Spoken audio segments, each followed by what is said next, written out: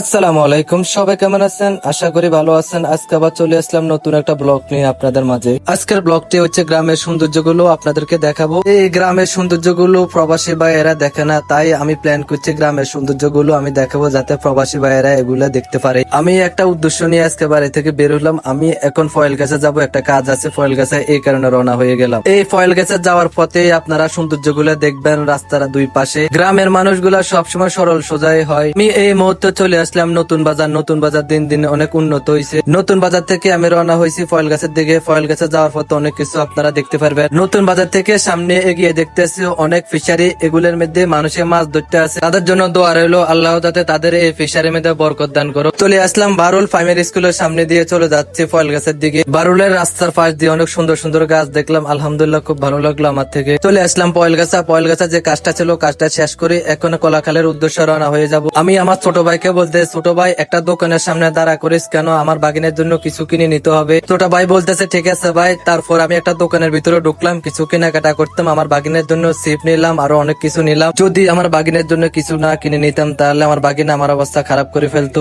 তারপর আবার রওনা হয়ে গেলাম কলাখালের উদ্দেশ্যে। শাহ করে কাজগন্তা মাদ্রাসার সামনে চলে আসলাম। তারপর আমি কাজগন্তা মাদ্রাসার সামনে দিয়ে চলে যাবো কলাখাল। আজকে আমি অটো করে অনেকক্ষণ ঘোরাফেরা করলাম। ঘোরাফেরা করতে আমার থেকে খুব ভালো লাগে। শুধু আমার থেকে ঘুরতে ভালো লাগে না, সবার থেকে ঘুরতে ভালো লাগে, কারণ ঘোরাফেরাটা সবার থেকে আলাদা একটা মজা। চলে আসলাম কলাখাল মার্কেট। কলাখাল মার্কেট থেকে আমার বোনের ভাই বেশি দূর না। বোনের ভাই ঢোকার পরে দেখতেছে বাগিনা রাস্তার মধ্যে দাঁড়িয়ে আছে। বাগিনা আমাকে দেখার পর অবাক হয়ে গেছে, তাড়াতাড়ি করে আম্মুর কাছে যায়, আমার কথা বলতেছে যে মামা আসছে। এই হচ্ছে আমার বাগিনার বন্ধু। বন্ধুর সাথে অনেকক্ষণ কথা বললাম আর বাগিনার সাথেও কথা বললাম। তারপর আমি রওনা হয়ে গেলাম বাড়ির উদ্দেশ্যে। বাড়ি যাওয়ার পথে আমার সাথে রেদওয়ান ভাইয়ের সাথেও দেখা হয়ে গেল। ভাই কই জানি শাহ করে যাইতে আছে। রেদওয়ান ভাই আমাকে বলতেছে ভাই আমরা যান, আমি আপনার সাথে পরে দেখা করব। আজকের ব্লগটা এই পর্যন্ত। যদি আমার ব্লগটা ভালো লাগে থাকে তাহলে অবশ্যই লাইক কমেন্ট শেয়ার করে আমার পাশে থাকবেন। আল্লাহ হাফেজ।